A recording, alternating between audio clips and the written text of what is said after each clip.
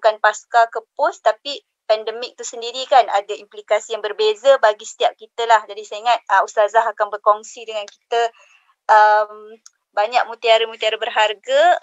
Terima kasih pada semua yang meluangkan masa pagi ni. Saya ingat tanpa melengahkan masa, saya boleh serahkan. Oh, sebelum tu untuk makluman, hari ni ada live di FB dan YouTube, semua channel kita lah. Helwa, Wap TV dan juga Abim dan semua. Saya ingat kalau bukan di sini, kita juga didengar live di FB dan YouTube lah. So tanpa melemahkan masa, Naim dah bersedia ke Naim? Saya ingat saya terus serahkan kepada Ustazah Aminah. Dipersilakan Ustazah. Tafadhal mashkura. Assalamualaikum warahmatullahi wabarakatuh. Waalaikumsalam Ustazah. Dan saya kasihi semua sahabat-sahabat dari Abim dan dari NGO-NGO lain. Pertama sekali saya ucapkan terima kasih kerana sudi untuk melibatkan saya untuk menyambut Hari Wanita Sedunia pada besok hari, insya-Allah. Jadi pada hari ini saya diberi tajuk iaitu wanita menghadapi COVID-19 ya. Jadi untuk bercakap tentang bagaimana wanita untuk menghadapi COVID-19 ni, pertama sekali saya ingin kembali ke belakang sedikitlah. Iaitu kalau kita lihat dalam sejarah, sebelum kedatangan Islam, wanita merupakan golongan yang sangat dipandang rendah. Bukan setakat dipandang rendah, diperlakukan dengan berbagai-bagai penghinaan dan kemoncaknya sampai dibunuh. Kerana dianggap bila dapat anak perempuan, ini merupakan makhluk yang sial yang akan membawa kesusahan kepada keluarga dan sebagainya. Sekejap ya.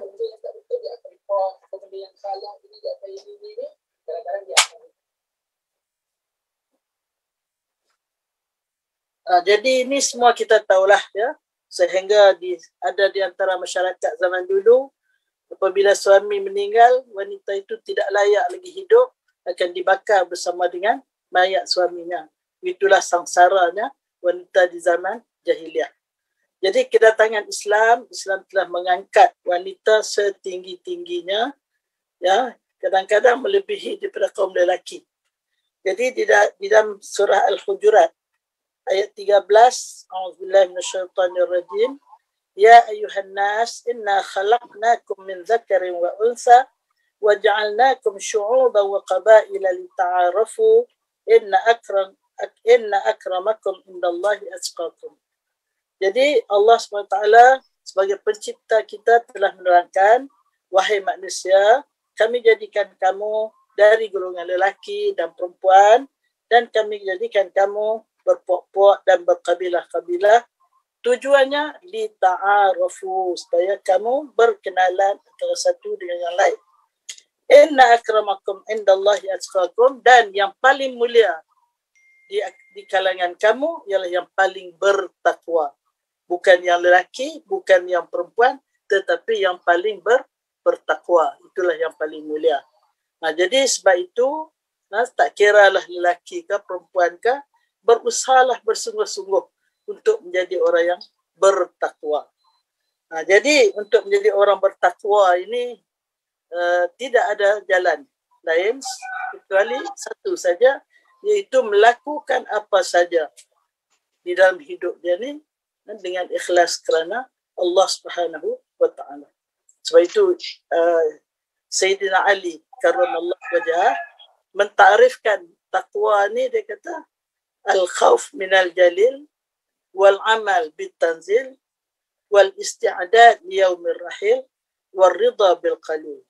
Ini yang dikemukakan oleh Sayyidina Ali untuk memahami apa itu takwa yang perlu kita dambakan. Dia ada 4 perkara nak jadi orang bertakwa. Pertama, takut kepada Allah yang Maha Tinggi yang mencipta kita. Dan takut ini bukanlah seperti takut pada harimau, tapi takut pada Allah, semakin mendekatkan diri pada Allah, semakin menjunjung perintah Allah. Satu. Yang kedua, wal amal bitanzil, beramal dengan apa yang diturunkan, itulah dengan Al-Quran. Ya, kalau zaman dulu, kitab-kitab zaman dulu, dan akhirnya dengan Al-Quran. Dan yang ketiga, wal isti'adad yaumir rahil, membuat persediaan untuk hari akhirat. Hari kita akan pergi untuk selama-lamanya. Dan yang keempat, wal ridha bil qalil, rida dengan sedikit anugerah yang Allah Ta'ala bagi kepada dia. Biasanya kalau bagi banyak tu, okeylah. Kalau bagi sikit ni yang merungut, tak rida dan sebagainya. Jadi itu ialah ta'rif taqwa yang perlu setiap orang yang kayis, yang bijaksana, berusaha mendapatkan apa yang dikatakan taqwa. Inilah yang akan menjadi teman hidup yang menjadi ukuran kita di dalam hidup ini dan selepas mati nanti. Jadi di sini berhubung dengan pandemik ni, saya berpendapat pandemik ini adalah merupakan suatu madrasah yang Allah Ta'ala nak didik kita, nak ajak kita kembali kepada dia. Jadi sebab itu orang yang berilmu, orang yang beriman, dia menjadi orang yang mampu tersenyum dalam semua keadaan. Sama ada dalam keadaan senang ataupun dalam keadaan susah. Inilah yang digambarkan oleh Rasulullah SAW. Ajabal li amril mu'min, inna amrahu kullahu lahu khair. Ajib sungguhlah keadaan orang beriman ni, semua keadaan baik untuk dia. Kalau dia mendapat perkara yang baik, dia bersyukur, dan syukur itu bagus. Dan kalau dia diuji dengan kesusahan, dengan musibah, dengan pandemik dan sebagainya, dia akan bersabar. Dia menerima ujian Allah dengan penuh keridaan, maka dia adalah baik. Bila dia menerima ujian itu dengan sempurna, dengan elok, dengan baik, maka itulah baik untuk dia. Jadi orang mukmin ni dalam semua keadaan baik. Sama ada keadaan senang, keadaan positif, adapun keadaan susah, keadaan negatif, dia adalah dapat menghadapinya dengan cara yang terbaik. Jadi bagi kita sebagai wanita muslimah ni, apakah yang patut kita lakukan di sepanjang kita menghadapi SOP, PKP dan sebagainya ini? Jadi bagi saya, dengan lamanya kita berada di rumah, maka kita boleh merancang berbagai-bagai perkara yang tak dapat kita lakukan sebelum ini.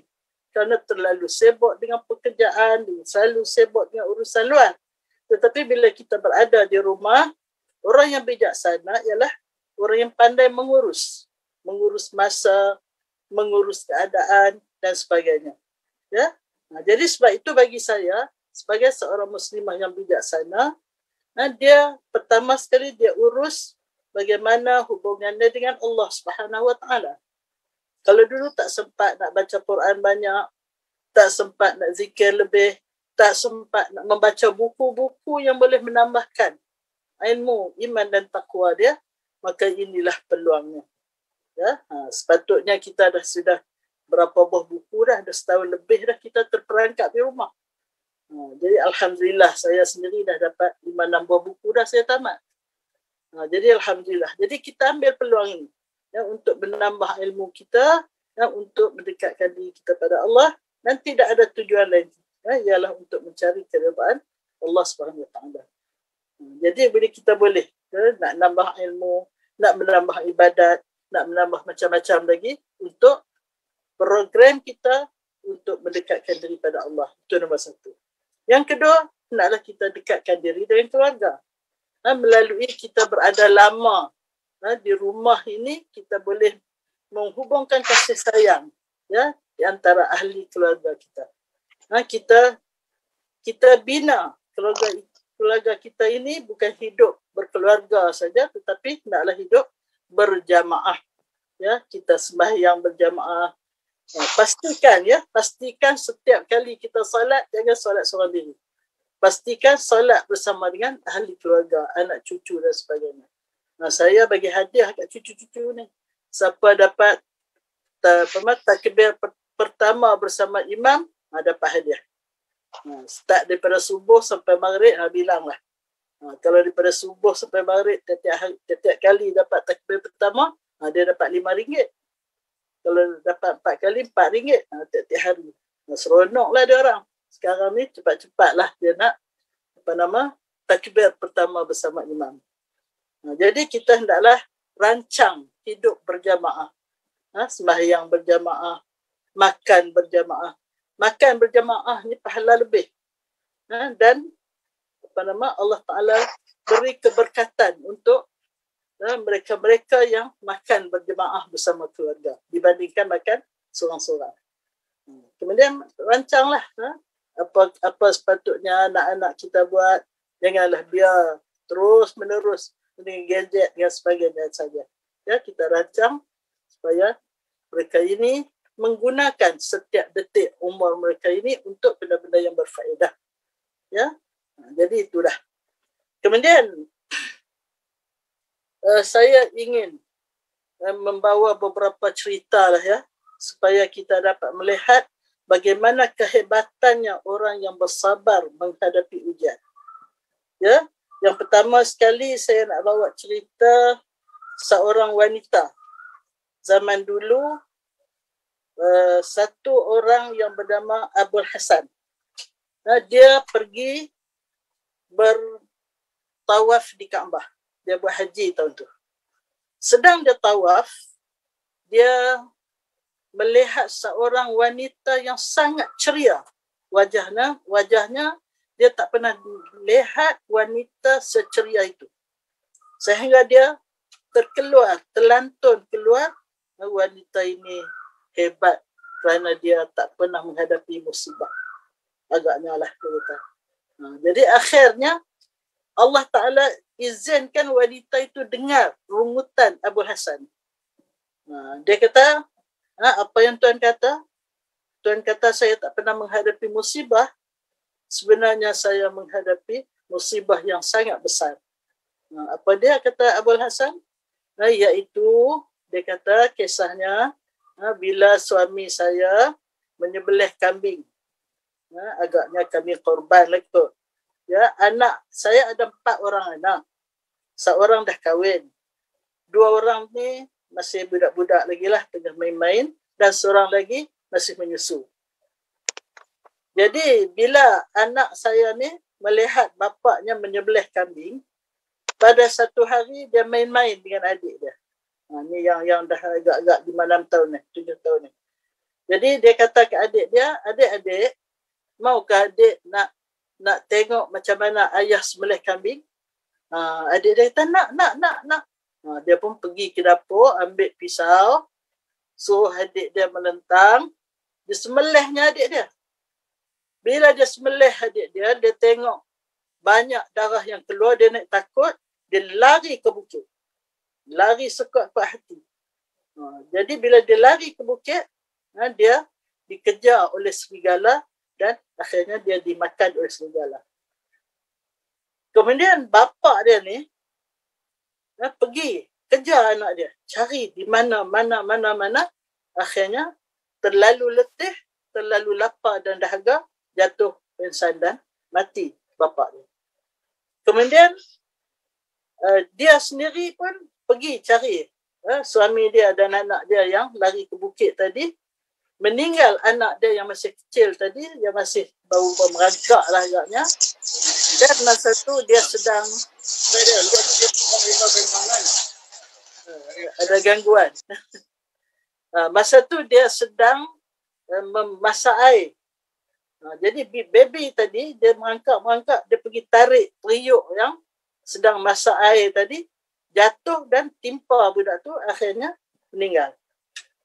Jadi akhirnya anak dia yang dah kahwin tadi, yang sulung tu yang dah kahwin, dengar berita yang sangat menyedihkan ini, jatuh pingsan dan meninggal. Jadi akhirnya semua keluarga dia meninggal serentak. Jadi akhirnya dia ambil keputusan untuk datang ke Kaabah, untuk mendekatkan diri pada Allah. Dan itulah yang ditemui oleh Abu Hasan tadi, dia dalam keadaan yang sangat-sangat ceria. Jadi Abu Hasan tu kata, bagaimana kamu dapat bersabar begitu sekali sehingga kamu dilihat keadaannya tidak ada kesusahan. Dia kata, Tuan, sebenarnya antara sabar dan mengeluh ini jauh bezanya. Ya, orang yang sabar, Allah sediakan anugerah yang istimewa bagi orang yang sabar. Kalau saya menangis pun tak ada memberi apa-apa faedah. Lebih baiklah saya sabar dan saya redha dengan apa yang ditentukan oleh Allah Subhanahu Wa Taala. Saya tahu walaupun semua keluarga pergi, tetapi saya tetap ada Allah. Allah Maha Baik. Jadi sebab itu saya yakin dengan apa yang disebutkan oleh Rasulullah SAW, iaitu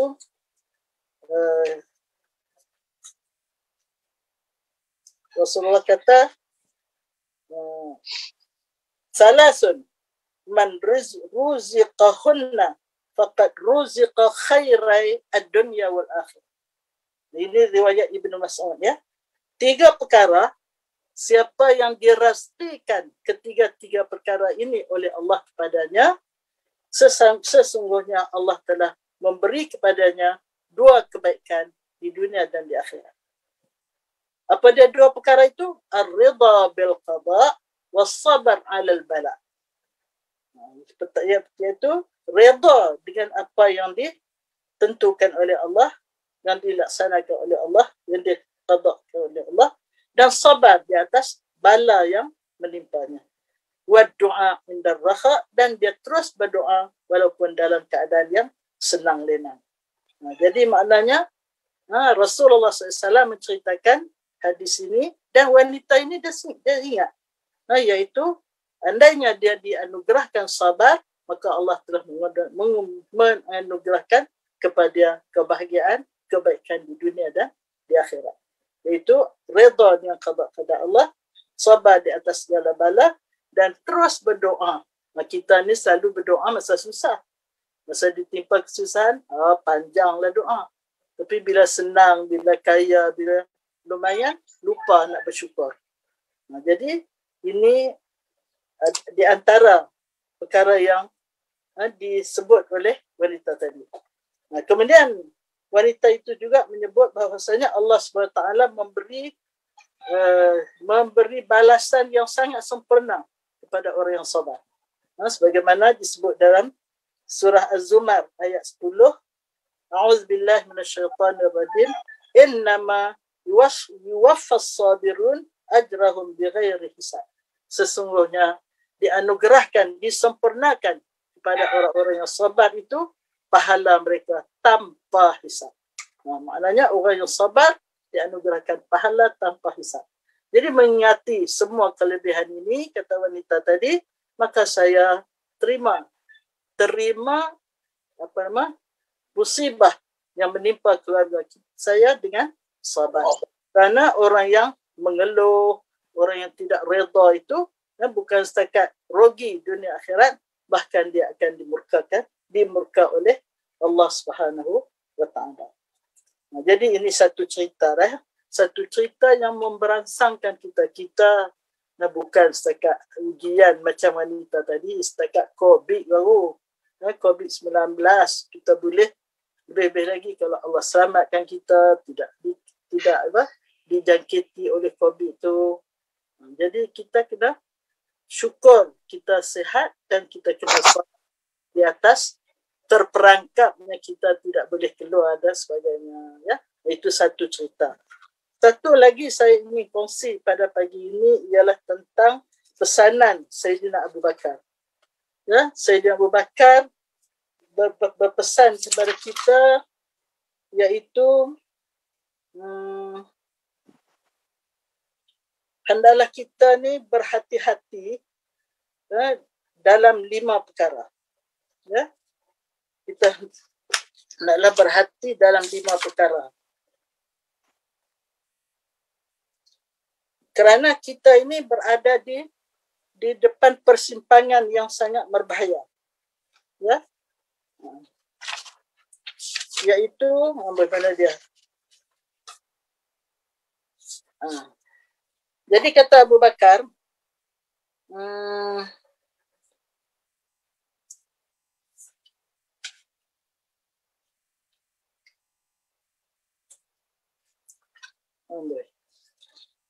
mana dia? Tulis terhilang mana?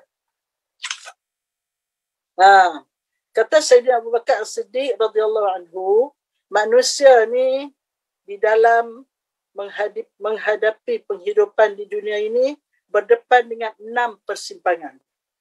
Jadi kita ni duduk di tengah roundabout itu ada 6 persimpangan. Jadi berhati-hati, hanya satu saja di antara 6 persimpangan ini yang akan dapat menyampaikan kita kepada matlamat yang kita cari, iaitu kepada keridhaan Allah, iaitu kepada syurga Allah. Apa dah 6 persimpangan? Di hadapan kita ialah iblis. Di kanan kita ialah jiwa. Di kiri kita ialah nafsu. Di belakang kita ialah dunia. Di sekeliling badan, di seluruh badan kita ni ialah anggota badan. Dan di atas kita ialah Allah. Ini 6. Iblis, jiwa, nafsu, dunia, anggota badan, dan di atas kita ialah Allah. Jadi, apa kerja? Apa yang kita akan hadapi di hadapan tiap-tiap simpangan ini? Iblis, dia akan mengajak kita supaya tinggalkan agama. Satu. Jadi maknanya sekiranya kita berurusan dengan iblis, kita ikut perintah iblis, akhirnya kita akan tinggalkan agama. Sekarang ni banyaklah ya, menghadapi COVID ni, berbagai-bagailah ragam manusia. Ada yang bergaduh rumah tangga, ada yang sampai bunuh diri dan sebagainya, ada yang nak keluar daripada agama dan sebagainya. Jadi ini kerja iblis. Sebab itu iblis ni sudah memulakan tugas dia sejak di dalam syurga lagi. Dia telah menggoda Nabi Adam supaya Nabi Adam menderhakai Allah dan keluar daripada syurga dan sebagainya. Jadi di depan kita yang paling besar, persimpangan yang paling besar ialah iblis. Dia mengajak kita ke tinggal agama. Sekarang ni orang makin jauh daripada agama. Dan musuh-musuh Islam pun memang bercita-cita, memang tahu selagi manusia ni berpegang teguh pada agama, mereka tidak dapat mengalahkan kita. Mereka tidak dapat menguasai kita. Tetapi bila kita tinggalkan agama, inilah bermulanya kita lemah dan senang dikuasai oleh mereka. Satu. Yang kedua, nafsu di kiri kita. Nafsu mengajak kita supaya memenuhi syahwat. Memenuhi syahwat. Sekarang ini inilah akibatnya. Banyak sekali anak-anak luar nikah, banyak sekali berlaku perzinaan di sana sini dan sebagainya.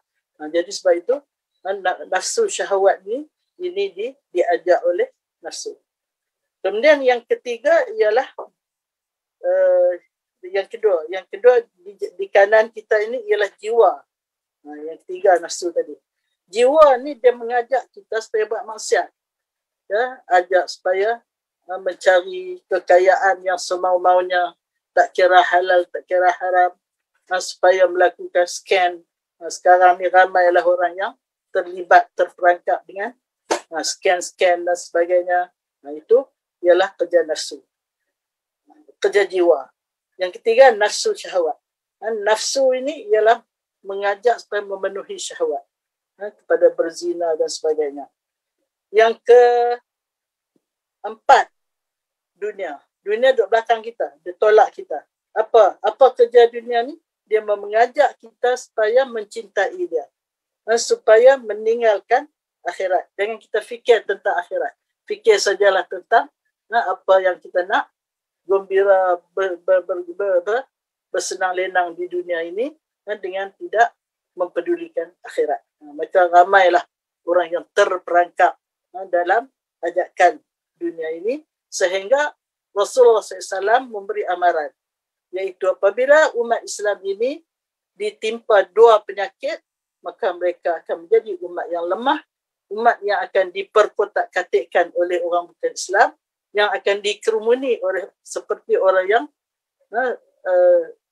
orang lapar mengerumuni hidangan yang lazat, iaitu daripada hubbud dunya wa karahiyatul maut, cinta dunia dan takut mati.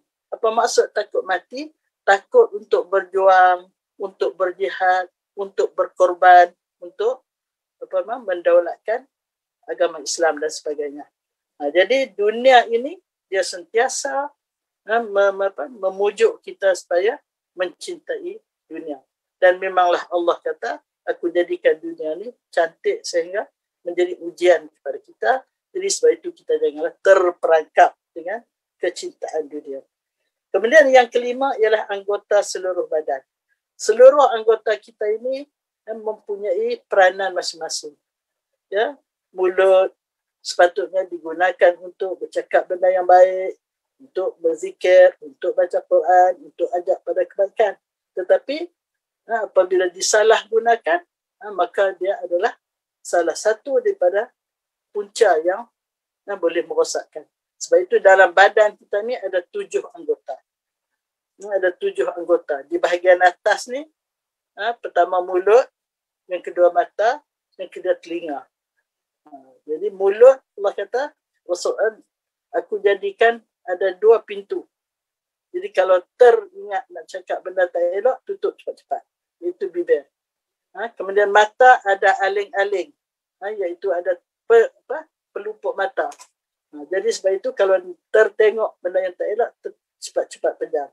Telinga, kita boleh ada jari untuk kita tutup telinga supaya kita tidak masuk ke telinga kita benda-benda yang tidak diizinkan oleh Allah. Sebab itu bila kita ambil wuduk, selalulah kita minta supaya di samping kita berkumur, mintalah Allah jadikan lidah ini lidah yang sentiasa berzikir, fasih berdakwah, dan hanya mengeluarkan kata-kata yang boleh menjadi sedekah, kata-kata yang diridai oleh Allah.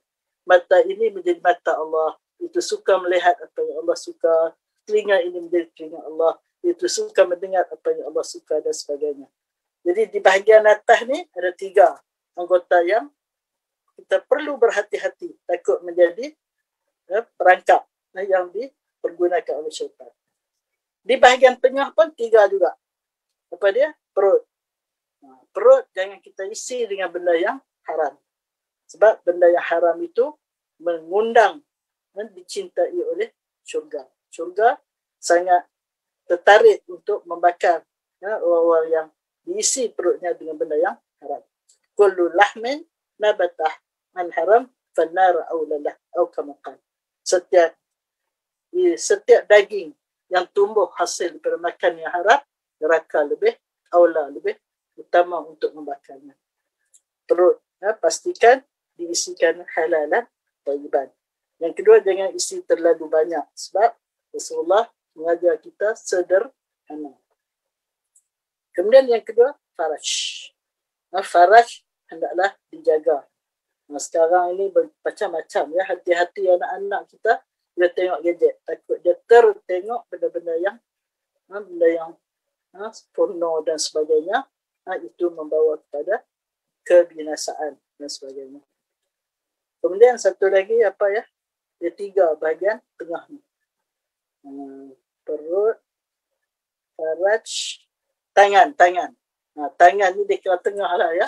Tangan hendaklah kita guna untuk memegang benda-benda yang Allah redha.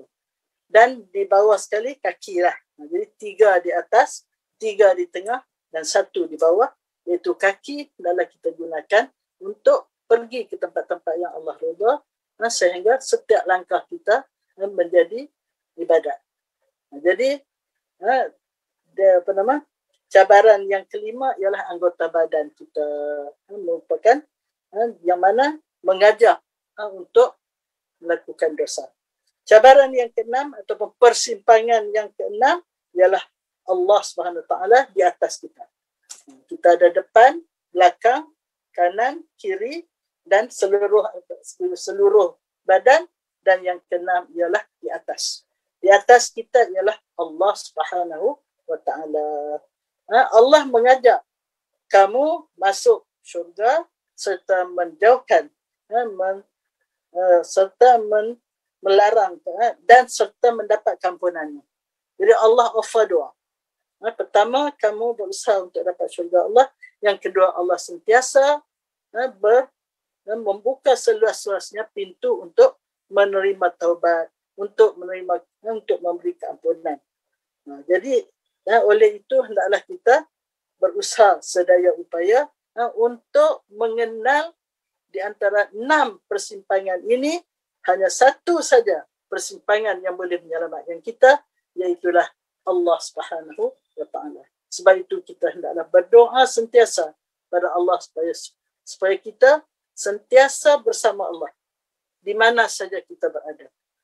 Bila kita bersama Allah, sama ada kita menghadapi COVID ke, kita menghadapi keadaan yang bagaimana sekalipun, kita dapat menerimanya dengan redha, dengan senyum, dengan jiwa yang tenang. Sebab itu kalau kita lihat sejarah, Rasulullah SAW berada dalam keadaan paling kritikal ketika dia dalam Gua Sur. Sudah lihat kaki-kaki orang-orang yang akan datang mencari dia, sama ada hidup ataupun mati, untuk mendapatkan hadiah yang lumayan, 100 ekor unta.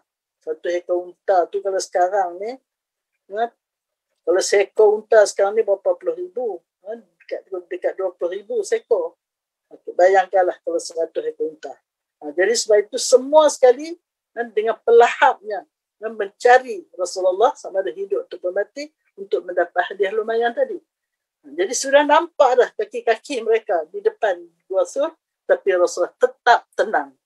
La takhaf, innallaha ma'ana, kata Rasulullah pada Sayyidina Abu Bakar yang menjadi teman setianya, sama bersenang dan sama bersusah untuk menyebarkan Islam yang sampai pada kita sekarang.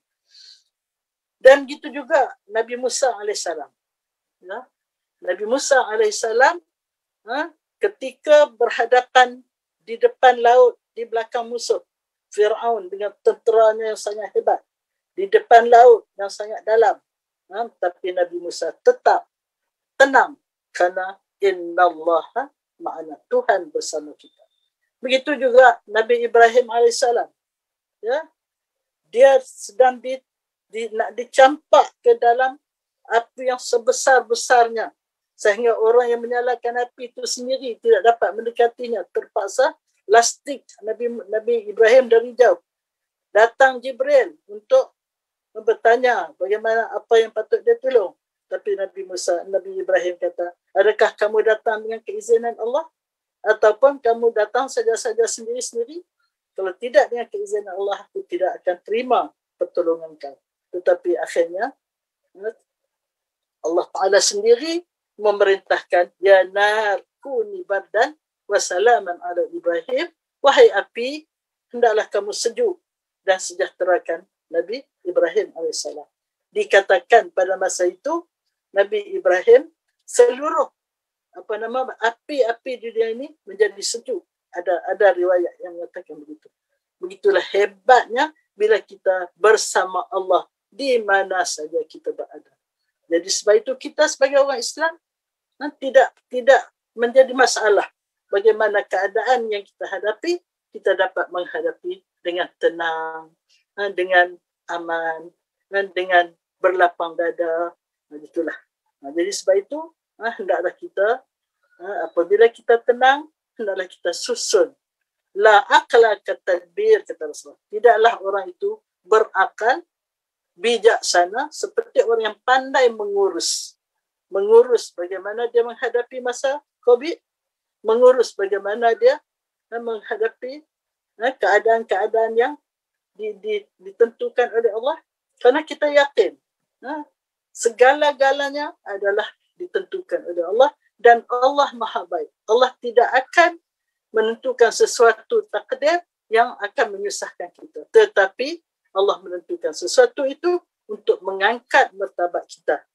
Jadi sebab itulah ada kisah, bila satu orang tu, bukan kisah lah ini, apa nama, diceritakan oleh Rasulullah SAW, bila satu orang itu Allah cadang nak masukkan dia ke dalam syurga, tapi dia tak banyak ibadat, buat cukup-cukup, ngam-ngam saja, maka Allah uji dia, bagi dia sakit ke, bagi dia kehilangan ke, bagi dia sesuatu ujian, dan apabila dia sabar, maka dengan pahala sabar itu Allah lengkapkan sehingga akhirnya melayakkan dia untuk mendapat syurga Allah Subhanahu wa taala.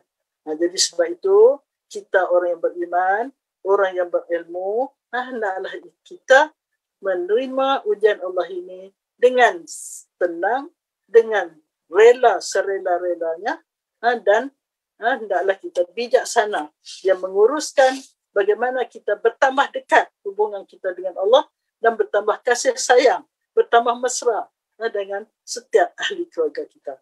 Janganlah, dan di dalam masa COVID ini banyak yang bercerai-berai, yang bergaduh, yang berbunuh-bunuhan dan sebagainya. Itu ada suatu tindakan yang sangat tidak bijak, yang merugikan. Itu sudah. Jadi akhirnya Sayyidina Abu Bakar, kisah wasiat ataupun pesanan Abu Bakar tadi, kata dia, siapa yang pilih iblis, dia akan hilang agama dia. Sebab yang pertama iblis tadi kan. Yang kedua, siapa yang memilih ajakan jiwa, dia akan hilang nilai diri dan harga diri. Dia hidup sebagai bangkai berjalan. Itu. Maknanya hidup dia tidak ada apa-apa makna. Menyusahkan orang pula lagi. Bila dia tidak beragama. Yang ketiga, apabila dia pilih ajakan nafsu, maka dia hilang akal. Dia menjadi seorang yang nak kata bodoh, nanti kena marah pula. Dia tidak berakal. Orang yang tidak berakal bila dia memenuhi ajakan nafsu. Yang keempat, siapa yang memenuhi ajakan dunia, dia akan hilang akhirat. Jadi kalau dia hanya dapat keselesaan di dunia, kita fahamlah dunia ini hanya sementara, sekejap saja, maka dia akan menghadapi kesusahan yang selama-lamanya. Kalau tak selamanya pun, dia akan menghadapi kesusahan. Kalau neraka ni nak masuk seminit pun tak mahu kalau boleh.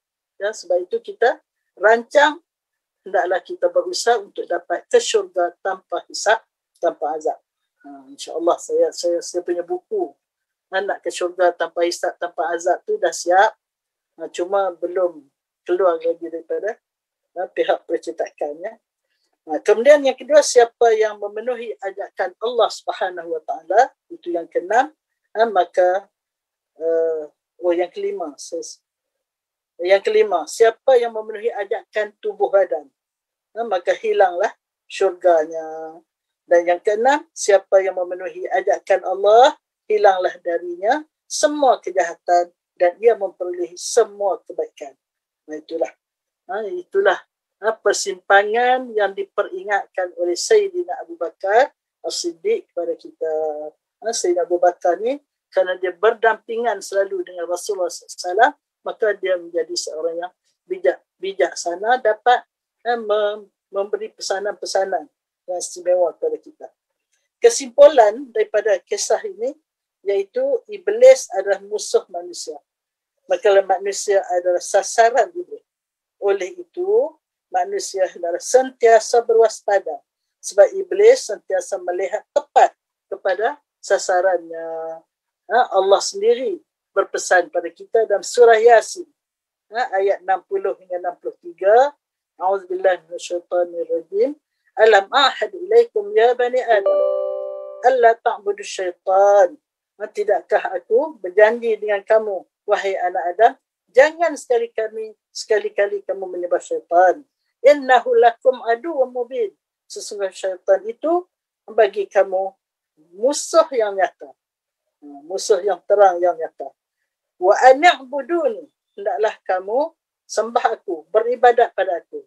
Hadza siratul mustaqim. Ini adalah jalan yang lurus. walaqad adalla minkum jibillan katsira. Sesungguhnya syaitan telah menyesatkan di kalangan kamu golongan yang sangat ramai. Afalam takunu taqilun? Apakah kamu tidak bertakul, tidak berfikir, tidak mengambil akibat? Hadhihi jahannamul lati kuntum tu'adun. Ini adalah neraka Jahannam yang untuk kamu telah disediakan. Kepada siapa? Pada orang yang menerima ajakan syaitan. Nah itu dah. Ya, sampai pukul berapa ni Fatin? Ada kan? Sampai pukul 8. Okey, tepat dah pukul 8. Pukul 8 tepat dah. Minta maaf gagak-gagak pagi-pagi ni. Aduh, hai.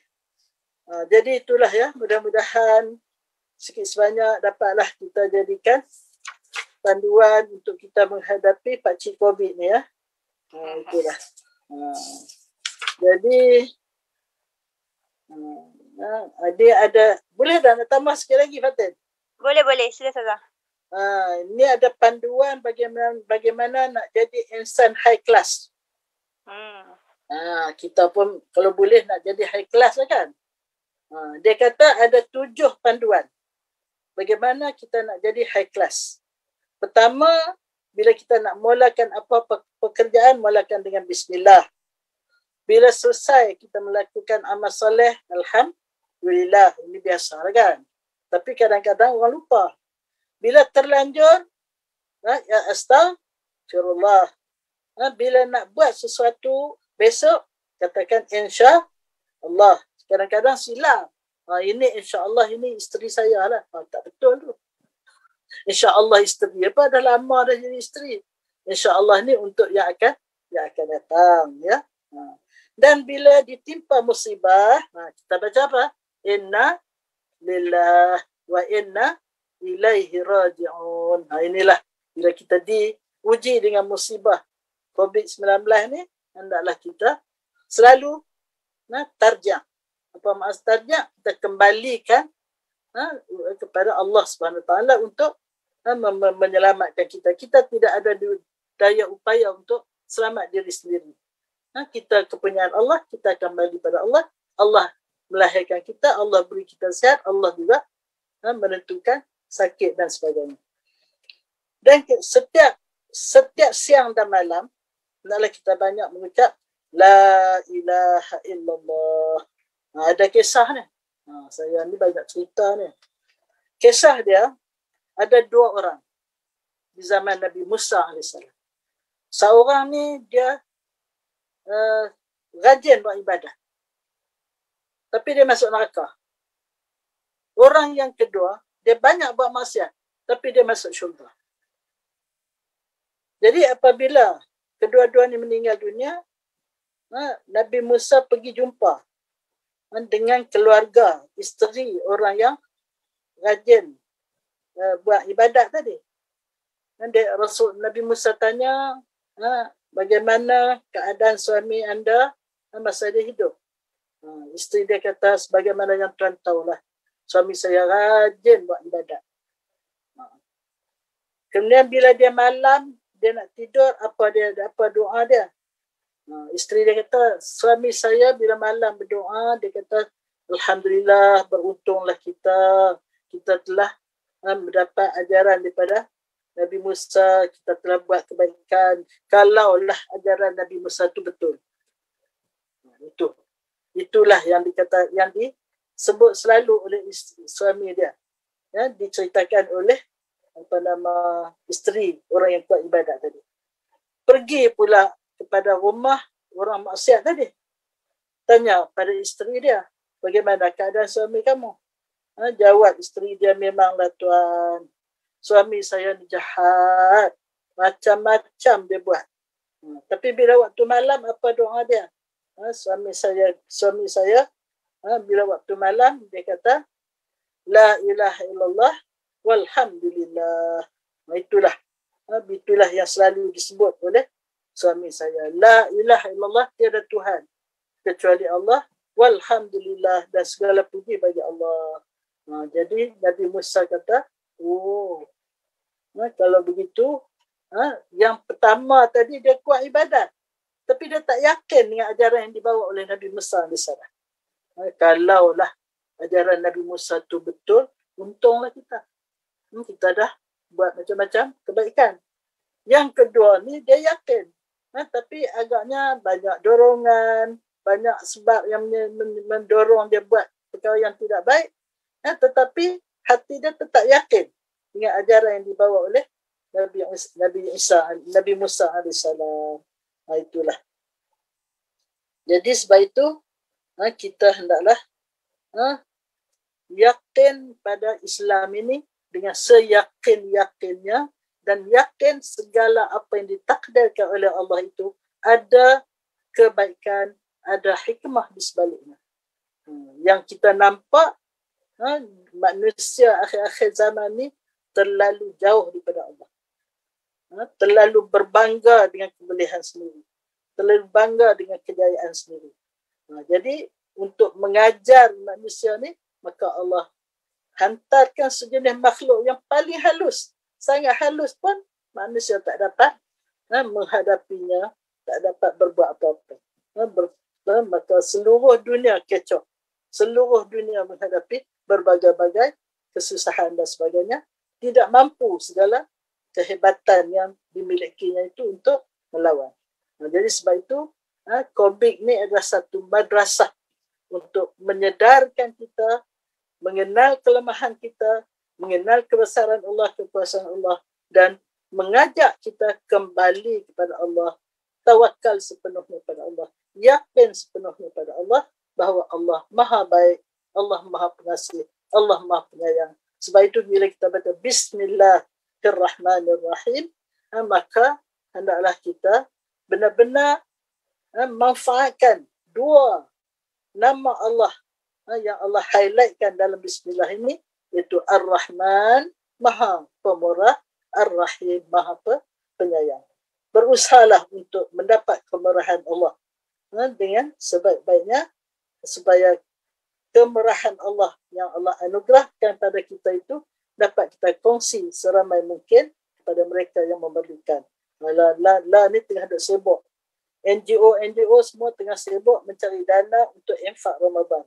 Mari kita gunakan segala anugerah Allah kepada kita untuk kita berkongsi dengan mereka-mereka yang memerlukan.